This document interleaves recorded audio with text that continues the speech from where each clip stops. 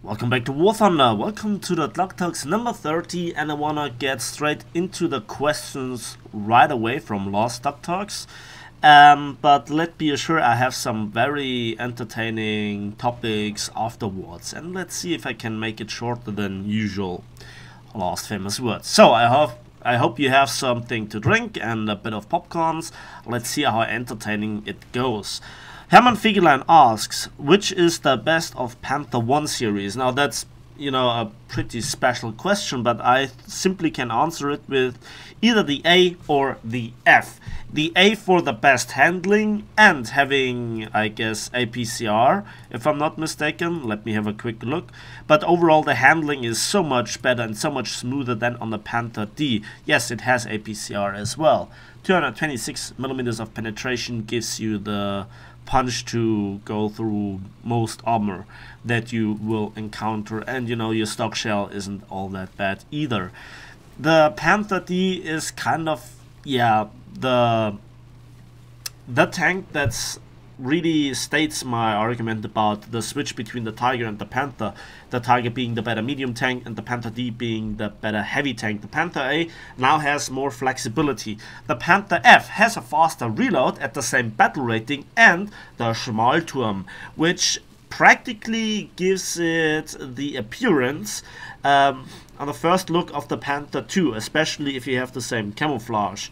And that just then panics people when you're in an up tier, because they think they have to do it with the Panther 2. But you have also a pretty awesome gun mantle, so the tank is not that bad as many people stated.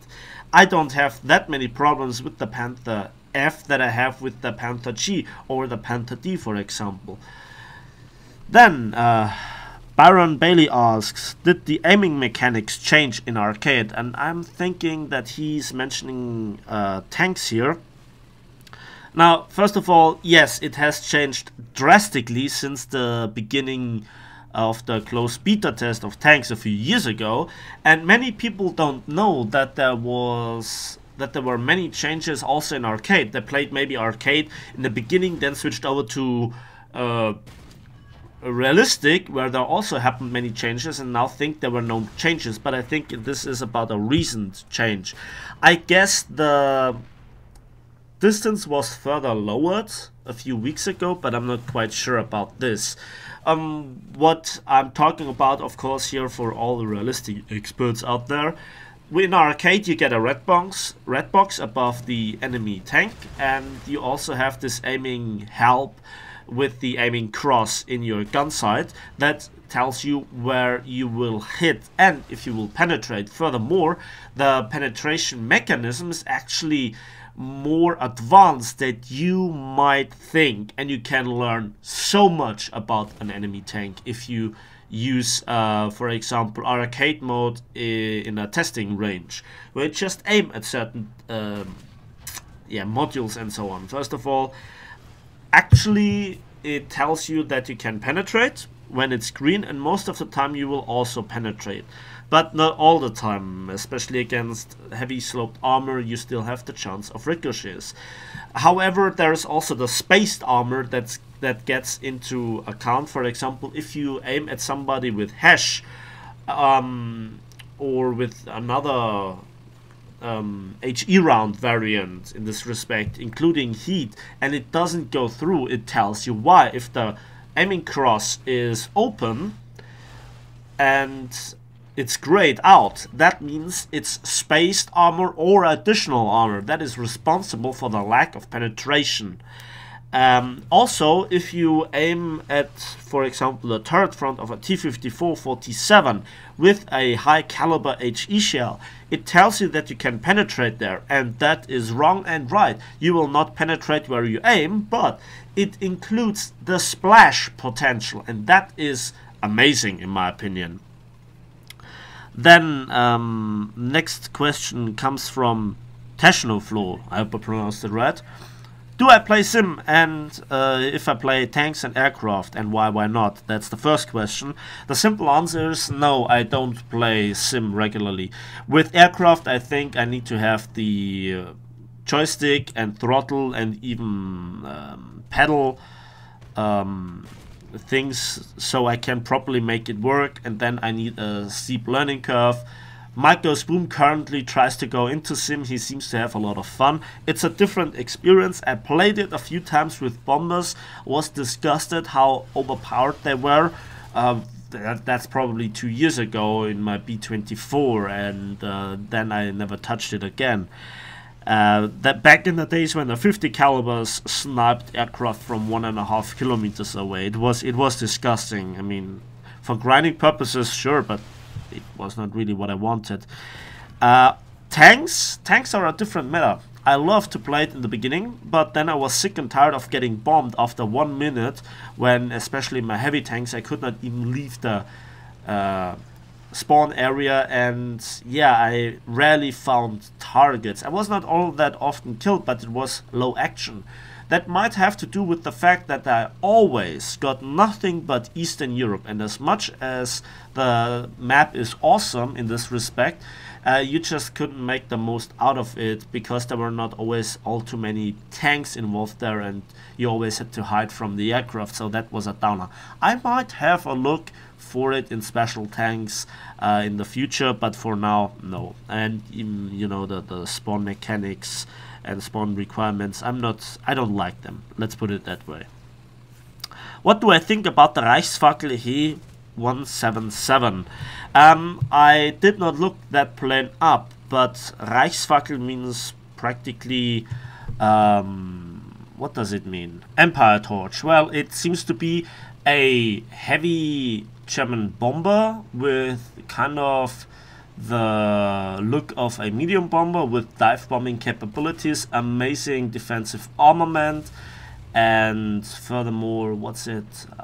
Yeah, dive bombing capabilities, amazing bomb load, and so on. So that's the Heinkel 177. Also, I think the two, what's it? The two engine housings hold 4 engines with 4 propeller like counter-rotating props, if I'm not mistaken. Let me know in the comment section what you know about this vehicle. Then Zero Cookie Cake asks, opinion on post-war tanks. I think that's also meant for the April Fool's event this year.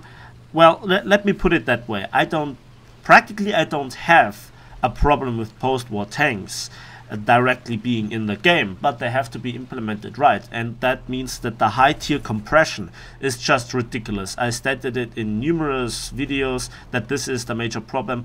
Also for certain tanks like the Leopard, or here that you can see in the background, the Type 61, the upgrade way is just ridiculous. It's just stupid, you know, that you have to research the shells that make the tank competitive in the first place. Especially with such tanks like the M47, M48, the stock grind is painful.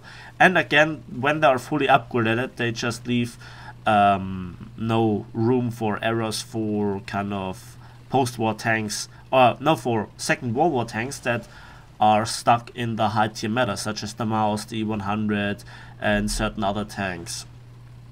So if the BR compression would be solved and their upgrade way would be kind of smoothened, I think post-war tanks are not a problem. Before I begin with the next topic, I wanted to share a very nice experience that I had last weekend with you, and that has to do that I'm actually a member of a shooting club. It's nothing special. And as you all know, gun limitations or restrictions in Germany are pretty harsh, and rightfully so. And I'm part of a shooting club, or a shooting club member with air pistols. I'm part of a competitive team.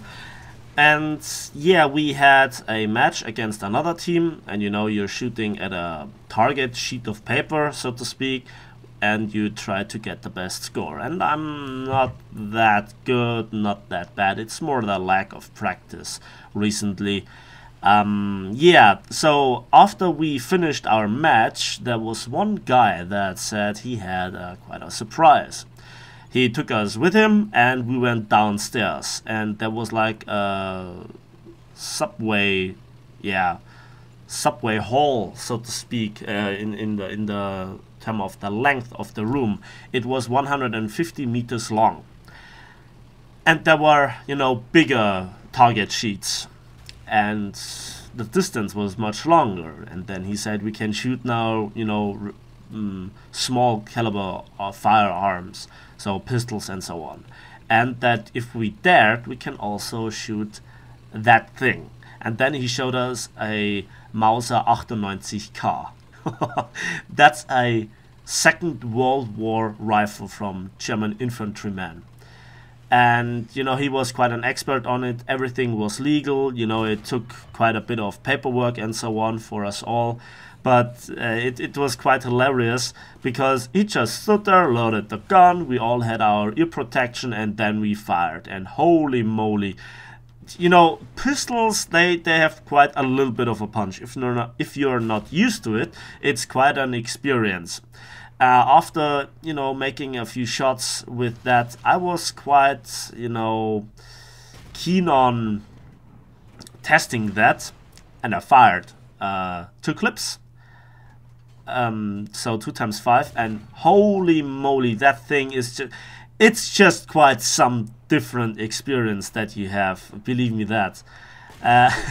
So yeah, there's that. The next thing is, after we finished it, and you know, you just feel the noise, the echo, the shaking, the recoil and so on, and see how good you actually can shoot and so on. It's quite exciting. The one thing, the message that I want to give you is, that is fun. It is really fun firing guns under controlled circumstances. But as my team leader said, just imagine, you know, shooting this day after day after day without ear protection, when you are, you know, in a combat zone, and when you have to shoot at other people. You know, you just have to receive some damage, long-term damage, shell shock and so on, and you just have to go crazy if you do this in a war. Like, I'm so glad I'm sitting here with my ass on a chair, you know, changing the color of pixels on a screen. That's all that this game is. It are pretty pixels, pretty colorful pixels, but at the end of the day, you never must forget that this is a game, and it just shows a small section of the Second World War, and that is, so to say, the clean approach. In this respect, what I'm talking about is, you don't see any war crimes here. You don't see here, you know, no SS stormtroops, you know, just killing civilians and so on, and the other way around, in terms of that the Russians do some war crimes and the Americans do some war crimes and the Japanese or the British. Nobody in that war was innocent, believe me that. So be aware of what you know, how you experience this game. That's a nice scene here. I think this happened like that in the Second World War, didn't it? Yeah, poor T-28. Yeah. So, and that just, with those impressions, this is just showing you that we have here the very best of kind of war experience. And that should give you the lesson of, there is always somebody that is better than you. There are so many people out there that are so much better than in planes, or in tanks, in realistic and arcade. But, you know, despite that, I'm pretty okay, I guess. With those impressions, you know, we can now talk about the April Fool's event. Yeah, what a change. And I wanted to talk about this topic in the terms of why the April Fool's event was so fun, and why you never should, you know, wish for this kind of thing like that, and also why War Thunder never will be the World of Tanks and Armored Warfare killer that so many people say it can be. Like, it can be, but it never will be. First of all, there was the past of Gaijin acting not in the best way in certain respects. If you know what I'm talking about, I'm not going too deep into that.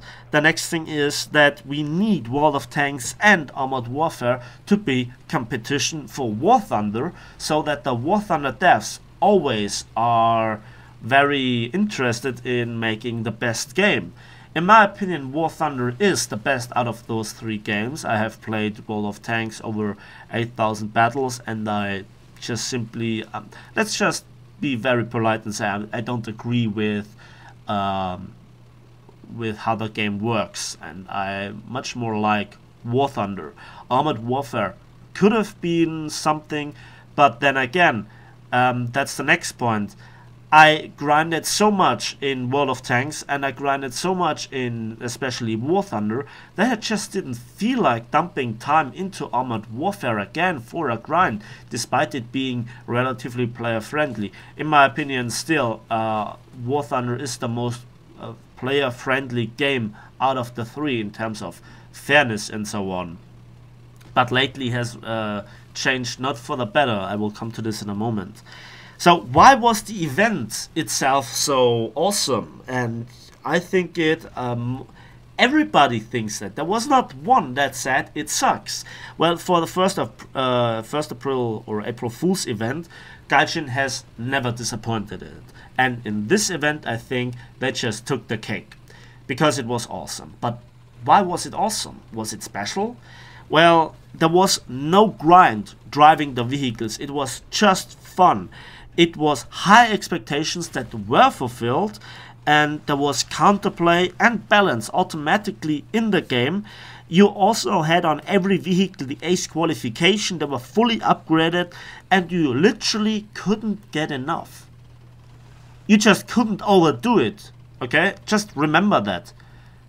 You had fun because you couldn't get enough. Even if you played it throughout the 3 to 4 days it was available, 24/7, whatever. You know, not 24/7, but 24/3, something like that. You couldn't get enough. It never felt repetitive. You could just simply switch to the Russian nation and so on. And you could respawn, like so many drawbacks that we have in realistic battles just weren't there. If you were killed right in the beginning, no big deal. Respawn, you need no spawn points. Did you finally get over 900? Big deal. Now you can launch a helicopter. You were shot down. Big deal. Take a AAA vehicle, you know. It was just fun. But furthermore, War Thunder, or especially Gaijin, showed that they can deliver and that the game is well capable of dealing with high-tier tanks. And it showed all the more indirectly the real problem of War Thunder, and that is if the devs want something or they don't want something. So if they want to really go for something, they can deliver. They showed it multiple times, but they also showed multiple times that if they don't like something really, or if they just have to do it for the sake of it, then, you know, it's done very, yeah, in a very plain way, so to speak. Like, for example, the daily rewards that you can get, the PvE missions, they need massive improvement. Now, there was a survey the last few days, and I think you still can participate in it. Look on the launcher for it. Give Gaijin the feedback that they need to improve that. I think it has potential. That is that. So that's why the event was so fun. And the next question is, why not making this a permanent thing? The simple question is, how will Gaijin make money with this? And if they change it in the way that they can make money with it, how intense will be the grind for this? How much fun will this be? Also, how this will split the already not so great War Thunder population into another, I don't know, event or a game mode, whatever it will be. And then how frustrating will it be if you have to upgrade all the engines, the guns, the ammunition types, and so on? How frustrating will it be? How frustrating will the stock grind be? And then you think back to the April Fool's event and realize it was not all that great, but it was just perfect. It was at the maximum of the potential of War Thunder currently in the game. You know, I think it was a pretty good advertisement for high-tier tanks, because they kind of play the same, except for the stupid spawn point system. I really don't like it. So that is that. I'm very interested in your opinion in this respect, by the way. The next topic is quite strange for me because suddenly I get into situations where people think that I'm, some kind of superstar because I am somebody that puts YouTube videos on YouTube. And to make a long story short, please don't be afraid of contacting me, trying to talk to me, writing me, but don't expect always an instant answer, because sometimes in the hangar, and collecting datas from data sheets or from shell stats and so on for my tank reviews, or I'm just practically AFK, so don't be frustrated if you don't get an instant answer.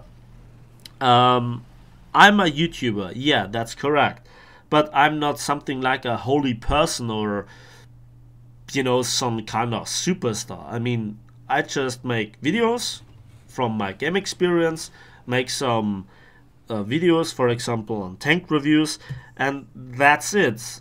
I'm not a superstar. I'd like to be, but that's a different question. And yeah, then let's talk about my tank reviews. I received lately also a few comments that were saying, I don't need your shit tank reviews, why do you even make them? People should learn that by themselves, they have the possibility of doing so, yada yada yada. And that is correct. Everybody can do it. Everybody should do it. And this is for those people who want to learn. If you are not interested in learning, you don't have to watch the tank review. So this kind of criticism, doesn't tell me anything, except from that those persons do not really get the message of a tank. Sometimes stats can deceive you, and sometimes you have to kind of compare stats to other tanks of different battle ratings, what I try to do. And in this respect, experience is what I want to practically serve you with. If I have played a tank for hundreds of battles and lived through all the changes, I can right away tell you if a tank has changed or not after a few battles. And that means, like, if I play the Ferdinand for a tank review, like for 10 battles, and get the footage that I need, that means I know how that tank works and its limitations, because I have driven it in dozens, if not hundreds, battle in arcade or realistic before. So you just have to know that as well, and just think about this. Furthermore, if I have I drive a tank for 20 battles and I compare it to vehicles that I also have driven for a lot of times, and I get in all 20 battles nearly the same results, that tells me enough for me to make a statement. And I don't think that I will change my point of view on, for example, the i6 when driving it for more than 100 battles, because it still will be the same tank in this patch. If it then changes in the patch, tough. I'm not working for Gaijin. I just received the changes as everybody of you does. Okay, I don't get any notifications in advance. I mean, there was once that there was a beta test for ships, but that's about it. And when you make an argument and you try to bring up statements for you, stick to your own arguments, like make a linear approach towards your own arguments. What do I mean by that? Well, simply, I had an argumentation with a certain group of persons, and it was highly amusing indirectly, not at the moment, but in retrospect, because then they criticized me for me just playing the IS-6 for 20 battles, but then they tried to make fun out of another video of mine, and all they did was driving a tank in a bad manner for 10 battles, and then stated that, I'm wrong indirectly. I'm not talking, I'm not telling you which of the persons or who that person is, rather. I'm just saying that I don't have a beef with this person, but I exactly know what to think of that person. And I think I stick to my horse, and I just stick to my experience, to my opinions, and that's all that I ever will do. And I will not change because somebody else thinks that he is right. I accept other person's opinions, but just if they are made with a, with them driving the tanks themselves or flying the aircraft themselves. So in this respect, that's the message for that. And back to my tank reviews, sometimes not everything is obvious. Not every tactic is advisable that you think is straightforward and obvious. Sometimes a tank can perform quite differently if you play it in a different way. I'm not the very best tanker out there, but I certainly can help beginners, and I certainly can help other people in the question if a premium tank, for example, is worth it, or a normal tank is worth going for the talisman. And that has to do with real life. Don't just rely on my opinion, also include the opinion of other people. But if they just talk and talk and talk without saying anything, I'm not quite sure what you expect from me or other persons. I will not change because somebody is different, or somebody has more subscribers or less subscribers. I am who I am, and I don't intend to change. The only thing that leads me to changes are different experiences or changes in the game. And with that kind of rambling, I think that's enough for me today. I kept it under 30 minutes. So thanks for watching, thanks for listening. Please give this video a like if you did, subscribe if you want to see more, and don't forget the comment section. And we'll see each other in the skies and on the battlefields of War Thunder.